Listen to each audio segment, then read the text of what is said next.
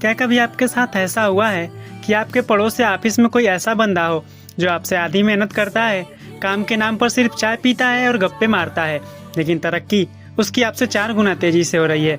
उसका bank balance लगातार बढ़ रहा है और आप सुबह से शाम तक मेहनत कर रहे हैं, पसीना बहा रहे हैं, फिर भी महीने के अंत में अपनी जेब देखकर सोचते हैं कि यार आखिर कमी कहाँ रह गई।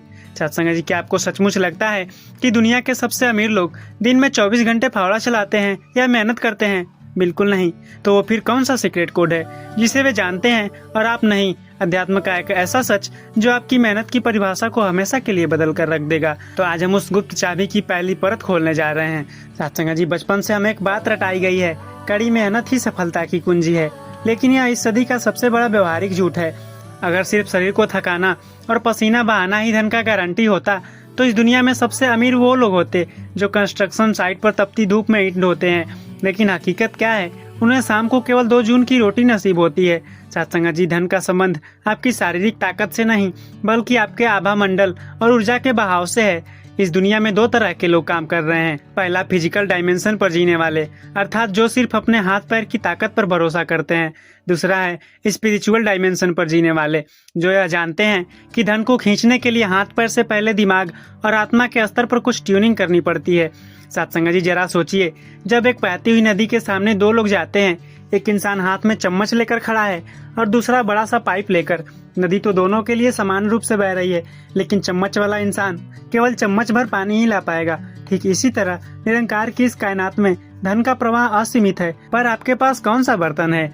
सदगुरु हमेशा कहते हैं कि परमात्मा कभी किसी के साथ पक्षपात नहीं करता। सूरज अपनी धूप सबको बराबर देता है, हवा सबको बराबर मिलती है, तो फिर धन सबके घर बराबर क्यों नहीं जाती? सत्संग जी, इसके पीछे का असली विज्ञान है आपके अंतर्मन की पात्रता। एक बहुत ही व्यवहारिक उदाहरण देखिए। मान लीजिए आपके पास एक सोने का सिक्का है। आप उसे एक ऐसे कटोरे में रखना चाहते हैं जो पहले से ही कीचड़, गंद और कंकड़ों से भरा हुआ है। क्या आप उस कीचड़ के ऊपर सोने का सिक्का रखेंगे? कभी नहीं। आप पहले उस कटोरे को पूरी तरह खाली करेंगे, उसे साफ करेंगे और फिर उसमें कीमती चीज रखेंगे। हमारा मन भी उस कटोरे की तरह है। हम दिन रात मेहनत करके पैसा तो कमाना चाहते हैं, लेकिन हमारे मन के कटोरे में क्या भरा हुआ है? दूसरे के प्रति ईर्ष्या और जलन। मेरे पास पैसे नहीं है, इस बात का 24 घंटे का रोना। दूसरों की तरक्की देखकर अंदर ही अंदर कुढ़ना। जब तक आपका मन इस नकारात्मक कचरे से भरा हुआ है, तब तक ब्रह्मांड की सकारात्मक ऊर्जा जो धन के रूप में आती है आपके पास टिक ही नहीं सकती। धन एक बहुत ही संवेदनशील ऊर्जा है। यह वहीं ठहरती है जहाँ शांति, व्यवस्था और उदारता होती है। क्या आपने कभी सोचा है कि आपके भीतर पैसे को लेकर एक गहरा डर या नफरत बैठी हुई है? आप कहेंगे, क्या बकवास है, मैं तो दिन रात पैसे के ही पीछे भागता हूँ, मैं उससे नफरत क्यों करूँगा? लेकिन जरा अपने बचपन की यादों में झांकिए। हमारे समाज और परिवार में अनजाने में कुछ ऐसी बातें हमारे दिमाग में ठोक ठोक कर भर दी जाती है जो पैसे के खिलाफ एक साइकोलॉजिकल ब्लॉक खड़ी कर देती है। ज्यादा पैसा आने से इंसान बिगड़ जाता है। पैसे वाले लोग चोर और बेईमान होते हैं। पैसे से खुशियाँ नहीं खरीदी जा सकती। जितनी चादर हो उतने ही पैर पसारने चाहिए। सत्संग जी, जब बचपन से हमारा सबकॉन्शियस माइंड यह सुनता आ रहा है कि पैसा बुराई की जड़ है या अमीर लोग लालची होते हैं, तो हमारा अंदरूनी सिस्टम पैसे को एक खतरे की तरफ देखने लगता है। आप सचेत रूप से मेहनत करते हैं, रात दिन एक करते हैं, लेकिन आपका सबकॉन्शियस माइंड जो 95% आपकी लाइफ को कंट्रोल करता है, चुपके से ऐसी परिस्थितियां पैदा करता है कि आया हुआ पैसा भी आपके पास से चला जाए। आप अचानक बीमार हो जाएंगे, गाड़ी खराब हो जाएगी, कोई रिश्तेदार आकर आपसे उधार ले जाएगा जो कभी वापस नहीं मिलेगा। सत्संग जी, जब तक आप पैसे को बुरा या अपवित्र समझेंगे, वो आपके पास आने से डरेगा। निरंकार की इस रचना में हर वस्तु पवित्र है, बशर्ते उसका इस्तेमाल सही दिशा में किया जाए। धन कोई पाप नहीं है, यह एक साधन है जिससे आप समाज का, संतों का और खुद का कल्याण कर सकते हैं। जब तक यह गिल्ट दिल से नहीं निकलेगा, समृद्धि का द्वार बंद रहेगा। सत्संग जी, अब उस चाबी की बात करते हैं जो अमीरों को और अमीर बनाती है और कंजूसों को सिर्फ बचाने में ही व्यस्त रखती है। इसे कहते हैं द लॉ ऑफ सर्कुलेशन, यानी बहाव का नियम। पानी जब तक बहता रहता है वह निर्मल और पीने योग्य रहता है, लेकिन जैसे ही उसको एक जगह रोक दिया जाता है, उसमें सड़न आने लगती है, कीड़े पड़ने लगते हैं। ठीक यही नियम पैसे पर भी लागू होता है।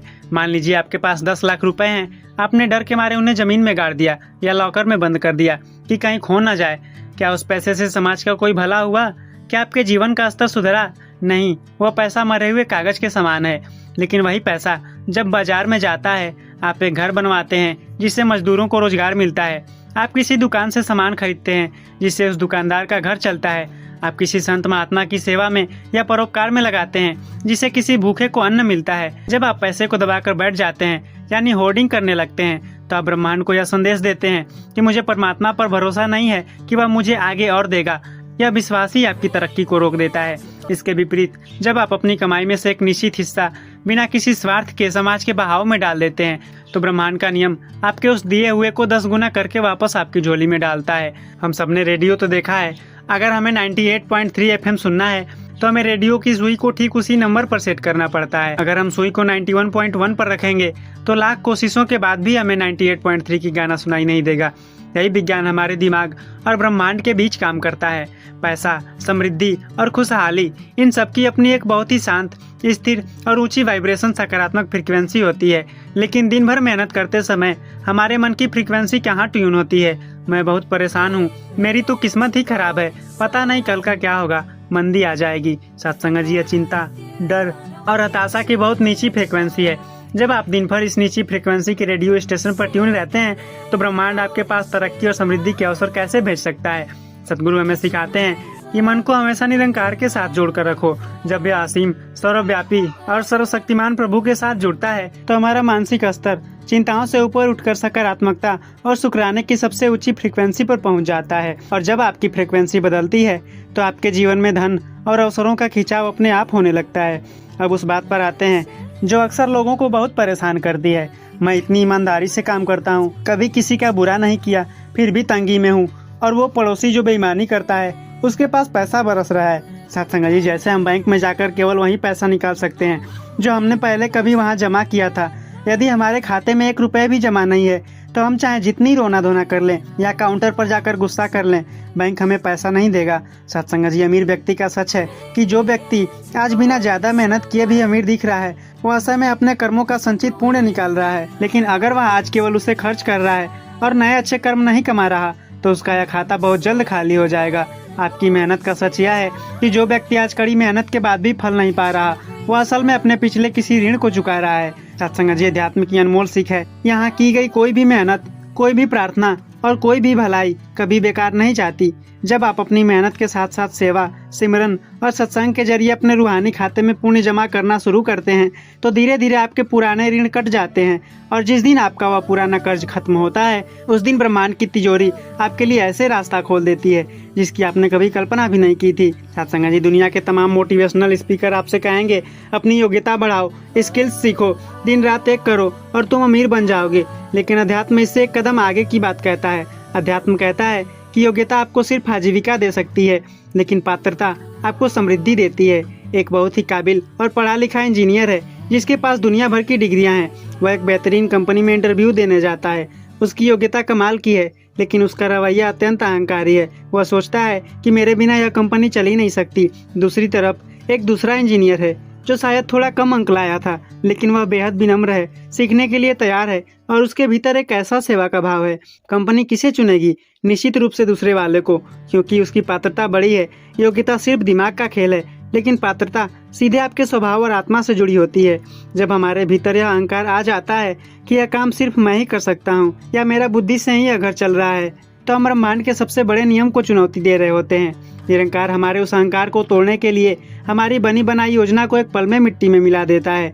लेकिन जब हम अपनी योग्यता के शिखर पर होकर भी यह कहते हैं कि हे सच्चे पातशाह, बुद्धि और हाथ पैर तो तूने दिए हैं, मेहनत मैं कर रहा हूँ, पर फल देना केवल तेरी रहमत पर निर्भर है, तब हम सचमुच पात्र बनते हैं। और उस पात्रता के बर्तन में जब रहमत की बारिश होती है, तो उसे सहेजने के लिए हमारी झोलियाँ छोटी पड़ जाती हैं। कई बार लोग शिकायत करते हैं कि हमने सब कुछ करके देख लिया, हमारा माइंडसेट भी पॉजिटिव है, हम मेहनत भी पूरी करते हैं, हम दान पुण्य भी करते हैं, लेकिन फिर भी हमारे काम ऐन वक्त पर अटक जाते हैं। डील फाइनल होने वाली होती है और कैंसिल हो जाती है। ऐसा क्यों? इसे अध्यात्म की भाषा में कहते हैं अदृश्य ऊर्जा के अवरोध। जैसे एक बहुत ही शानदार और महंगी कार हो, उसके इंजन में कोई खराबी ना हो, टंकी फुल हो, लेकिन अगर साइलेंसर के अंदर किसी ने कचरा ठूंस दिया हो, तो क्या वह गाड़ी स्टार्ट होगी? कभी नहीं। आप कितनी भी चाबी घुमा ले, वह गाड़ी आगे नहीं बढ़ेगी। सत्संग जी, ठीक इसी तरह हमारे जीवन की तरक्की में भी कुछ अदृश्य रुकावटें होती हैं, जो हमारे अनजाने कर्मों, हमारी बाणी के दोष या किसी की आह के कारण पैदा होती है। संत महापुरुष इसके लिए केवल 3 अचूक औषधियाँ बताते हैं। पहला है सिमरन। जब हम निरंकार के पावन नाम का सिमरन करते हैं, तो हमारे आभा मंडल की सारी नकारात्मक ऊर्जा साफ होने लगती है। यह सिमरन हमारे अदृश्य ब्लॉकेज को ठीक वैसे ही पिघला देती है जैसे सूरज की गर्मी बर्फ को पिघला देती है। दूसरा है सत्संग। सत्संग में आने से हमें उन लोगों की सामूहिक सकारात्मक ऊर्जा मिलती है जो पहले से ही शांत और समृद्ध मानसिक स्थिति में है। उनके वाइब्रेशंस सोई ही किस्मत को जगाने का काम करती है। तीसरा है सेवा। जब हम निस्वार्थ भाव से किसी की सेवा करते हैं तो हमारे संचित पापों का नाश होता है। सेवा से हमारे भीतर का अहंकार गलता है, जिससे तरक्की के बंद दरवाजे अपने आप खुलने लगते हैं। एक बहुत ही प्रसिद्ध कबीर जी का दोहा है, गोधन गज धन बाजी धन और रतन धन खान, जब आवे संतोष धन सब धन धूरी समान।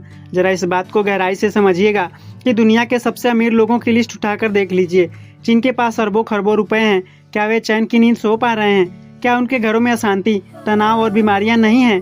सत्संग जी, यदि आपके पास बैंक में करोड़ों रुपए हैं लेकिन उन्हें सुरक्षित रखने के लिए डर से आपको रात भर नींद नहीं आती, या उस पैसे के अहंकार में आपके अपने ही बच्चे आपसे नफरत करते हैं, तो क्या आप सचमुच अमीर हैं? अध्यात्म हमें यह नहीं कहता कि तुम पैसे कमाना छोड़ दो या गरीबी में जियो। सतगुरु का संदेश बहुत स्पष्ट है, गृहस्थ में रहो, खूब मेहनत करो, तरक्की करो, लेकिन अपनी खुशियों को केवल बैंक बैलेंस का गुलाम मत बनाओ। जब आपके भीतर संतोष आता है तो आपकी दौड़ खत्म नहीं होती, बल्कि आपकी दौड़ का तनाव खत्म हो जाता है। आप काम तो पूरी लगन से करते हैं, लेकिन परिणाम को परमात्मा की मर्जी मानकर स्वीकार कर लेते हैं। यही वो मानसिक स्थिति है जहाँ पहुंचकर इंसान वास्तव में शहंशाह बन जाता है, फिर उसे कोई परिस्थिति हिला नहीं पाती। सत्संग जी, अब इस पूरे विषय को समेटते हुए आइए उस सीक्रेट फार्मूले को एक बार में समझ लेते हैं। पहला है, शारीरिक मेहनत केवल 10% है, यह आपकी बुनियादी जरूरतों को पूरा करेगा। बाकी की 90% आपके कर्म, विचार और ऊर्जा का खेल है, जिसमें आपकी सोच की फ्रीक्वेंसी, आपका शुक्राना और आपकी नियत शामिल है। सत्संग जी, अपनी पात्रता बढ़ाएं, योग्यता के अहंकार से बचें। जब तक बर्तन खाली है और साफ नहीं होगा तब तक रहमत की बारिश की बूंदें उसमें टिकेंगी नहीं। चौथा है, सिमरन और सेवा से ब्लॉकेज हटाएं। जो अदृश्य रुकावटें आपकी काम बिगाड़ रही हैं, उन्हें केवल रूहानी ऊर्जा ही काट सकती है। सत्संग जी, हम बचपन से सुनते आ रहे हैं, दान करने से धन बढ़ता है, लेकिन आज के प्रैक्टिकल युग में लोग इस पर हंसते हैं। वे सोचते हैं, अगर मेरी जेब में पहले से ही 100 रुपए है और उसमें से 10 रुपए किसी को दे दूं तो मेरे पास 90 रुपए ही बचेंगे। गणित तो यही कहता है, फिर धन बढ़ेगा कैसे? सत्संग जी, यहाँ पर सांसारिक गणित फेल हो जाता है और ब्रह्मांड का रूहानी गणित शुरू होता है। जरा एक बात सोचिए, आपके फेफड़ों में हवा भरी हुई है। अगर आप इस डर से उस हवा को बाहर न छोड़ें कि अगर मैंने इसे बाहर निकाल दिया तो मेरे पास हवा की कमी हो जाएगी, तो क्या होगा? आप घुटकर मर जाएंगे। जब आप पूरी तरह से हवा को बाहर छोड़ते हैं तभी आपके फेफड़ों में खाली जगह बनती है। उस खाली जगह को भरने के लिए ब्रह्मांड तुरंत ताजा ऑक्सीजन आपके भीतर भेजता है। यही नियम पैसे का है। जब आप अपनी जेब को कसकर बंद कर लेते हैं और केवल बचाने और बटोरने की संकीर्ण मानसिकता में जीते हैं तो आप अपनी लाइफ में पैसे के बहाव को रोक देते हैं। जब आप निस्वार्थ भाव से बिना किसी दिखावे के इस निरंकार को हाजिर नाजिर मानकर समाज के कल्याण के लिए, किसी भूखे के लिए या संतों की सेवा में कुछ अर्पित करते हैं तो आप अपने जीवन में एक रूहानी वैक्यूम पैदा करते हैं। और कायनात का नियम है कि वह किसी भी खाली जगह को खाली नहीं रहने देती, वह उसे पहले से 10 गुना अधिक समृद्ध करके वापस कर देती है। सत्संग जी, आज का युवा वर्ग दिन रात चिल्लाता है, मुझे गाड़ी चाहिए, मुझे बंगला चाहिए, मुझे करोड़ों रुपए चाहिए। वे दिन रात इन चीजों को पाने के लिए तड़पते हैं, लेकिन अध्यात्म का नियम है कि ब्रह्मांड आपको वह नहीं देता जो आप चाहते हैं, बल्कि वह देता है जो आप हैं और जिस पर आपको विश्वास है। चाहत हमेशा कमी और छटपटाहट से पैदा होती है। जब आप किसी चीज को बहुत पागलों की तरह चाहते हैं तो आपके अंदर एक डर होता है कि अगर यह मुझे नहीं मिली तो मेरा क्या होगा। यह डर आपकी एनर्जी को नकारात्मक बना देती है। सत्संग जी, इसके विपरीत जब आपका नाता इस असीम निरंकार से जुड़ जाता है तो आपके भीतर एक अटूट विश्वास पैदा होता है और आप जानते हैं कि जिसने मुझे इस दुनिया में भेजा है वह मेरी हर जरूरत से वाकिफ है। मेरी मेहनत का एक एक कतरा उसके खाते में दर्ज है। वह समय आने पर मुझे सब कुछ देगा जो मेरे लिए सर्वश्रेष्ठ है। जब आप चाहत की छटपटाहट को छोड़कर विश्वास के सुकून में आ जाते हैं तो आपका दिमाग पूरी तरह से शांत और रचनात्मक हो जाता है। शांत दिमाग से किए गए फैसला हमेशा सही होते हैं, जिससे आपके व्यापार, नौकरी और जीवन में दिन दूनी और रात चौगुनी तरक्की होने लगती है। सत्संग जी, पैसा सिर्फ हाथ पैर घिसने का दास्ता नहीं है, बल्कि यह आपके अंतर मन की पात्रता, कर्मों की शुद्धि और ब्रह्मांडीय ऊर्जा के सही तालमेल का खेल है। केवल शारीरिक मेहनत आपको 2 जून की रोटी दे सकता है, लेकिन यदि जीवन में असीमित समृद्धि, मानसिक शांति और सुकून चाहिए तो इन 3 सुनहरे नियमों को अपने जीवन का आधार बना लो। मेहनत दिल से करो, पर करता मत बनो। यह याद रखो कि करने वाला और देने वाला यह निरंकार दातार ही है। जब अहंकार टूटेगा तो रहमत अपने आप बरसेगी। दूसरा है, शुक्राने को अपना हथियार बनाओ। कमी का रोना रोना बंद करो, जो आज पास है उसका दिल से धन्यवाद करो, ताकि ब्रह्मांड आपको और अधिक देने का मार्ग खोले। तीसरा है बहाव का हिस्सा बनो, अपनी कमाई में से निष्काम भाव से सेवा, परोपकार और दान करना सीखो। जितना खाली करोगे कुदरत उतना ही गुना करके आपकी झोली भरेगा। जब जीवन में मेहनत, कर्म और सिमरन का यह त्रिकोण पूरा होता है, तब जाकर इंसान सच्चे मायनों में शहंशाह बनता है, एक ऐसा अमीर जिसके पास तिजोरी में भी धन होता है और दिल में भी सुकून। सत्संग जी, यदि आप सचमुच अपने जीवन में धन के प्रवाह और मानसिक सुकून को बदलना चाहते हैं तो आज से इन 3 बुनियादी बदलावों को अपने आचरण में उतारिए। पहला है मजदूर मानसिकता से ट्रस्टी मानसिकता में आए। Be a trustee, not an owner, अर्थात यह मेरी दुकान है या मेरा व्यापार है, इसे मैं चला रहा हूँ और इससे मिलने वाला पैसा केवल मेरा है। यह अहंकार ही आपकी सीमा तय कर देता है। तो इसका आध्यात्मिक सच यह है कि यह सब कुछ इस निरंकार दातार का है, तो मैं केवल इस धन का एक ट्रस्टी अर्थात रखवाला हूँ, जिसे परमात्मा ने समाज के कल्याण और अपनी आवश्यकताओं के लिए इस्तेमाल करने का अधिकार दिया है। सत्संग जी, इसका फायदा यह है कि जब आप मालिक बनने का भूत उतार देते हैं तो नुकसान होने पर आपको डिप्रेशन नहीं होता और फायदा होने पर अहंकार नहीं चढ़ता। आप हमेशा शांत रहकर सही फैसले ले पाते हैं। दूसरा है कमी के रोने से शुक्राने की वाइब्रेशंस में आए। जब भी जेब से पैसा जाए, चाहे वह बिजली का बिल हो, बच्चों की फीस हो या किसी को उधार देना हो, कभी भी दुखी मन या संकीर्णता के साथ पैसा मत निकालिए। पैसे देते समय मन में यह शुक्राना रखिए कि हे दातार, तेरा शुक्राना कि तूने मुझे इस काबिल बनाया कि मैं यह बिल चुका पा रहा हूँ। जब आप खुश होकर पैसा छोड़ते हैं तो वह उतनी ही सकारात्मक ऊर्जा के साथ आपके पास लौटता है। तीसरा है अपनी पात्रता को बड़ा और साफ करें। हर सुबह उठकर सिमरन के जरिए अपने मन के बर्तन में जमी ईर्ष्या, नफरत और चिंता की गंदगी को साफ करिए। दूसरों की तरक्की देखकर कूड़ने के बजाय दिल से उनके लिए दुआ करिए, क्योंकि जब आप किसी दूसरे की समृद्धि पर खुश होते हैं तो आप ब्रह्मांड को यह संकेत भेज रहे होते हैं कि मुझे यह ऊर्जा या समृद्धि पसंद है। ब्रह्मांड वही चीज आपके जीवन में भी भेज देता है। सत्संग जी, पैसा कमाना कोई गुनाह नहीं है। संत महापुरुषों ने कभी नहीं कहा कि तुम गरीब बनकर जियो, लेकिन धन केवल वहीं तक अच्छा है जहाँ तक वह आपकी जेब में रहे। जिस दिन वो आपकी जेब से निकलकर आपके दिमाग और अहंकार पर सवार हो जाता है, उसी दिन से विनाश का रास्ता खुल जाता है। सच्ची अमीरी वह है जहाँ जेब में करोड़ों की दौलत हो, लेकिन दिल में इस निरंकार के चरणों की धूल बनने की नम्रता हो। जहाँ रात को सोने के लिए नींद की गोली ना खानी पड़े और सुबह उठकर चेहरा आईने में देखते समय मन पर बेईमानी का कोई दाग ना हो। सत्संग जी, प्यार से कहना जी, धन निरंकार जी।